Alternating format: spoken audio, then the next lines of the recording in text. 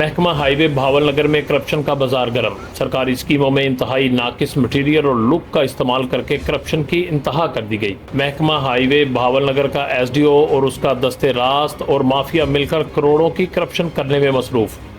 محکمہ ہائی وے بھاول نگر کا S D O محکمہ کے نام پر سیاہ دبا بن چکا اور اس کا دست راست سب ڈویژن آفس کا جونیئر کلرک دونوں ہاتھوں سے سرکار کے خزانے کو لوٹنے میں مصروف ہیں۔ عارف والا روڈ گجیانی ٹو مہار والی روڈ بھاول نگر بدترین کرپشن کی زد میں ہے۔ ایس ڈی او کا کہنا ہے کہ میں مال اوپر تک پہنچاتا ہوں، میرا کوئی کچھ نہیں بگاڑ سکتا۔ کرپشن اور بدعنوانی کے الزامات کے باوجود محکمہ ہائی وے کے ایس ڈی او کو کوئی اپنی سیٹ سے ہٹا نہیں سکا۔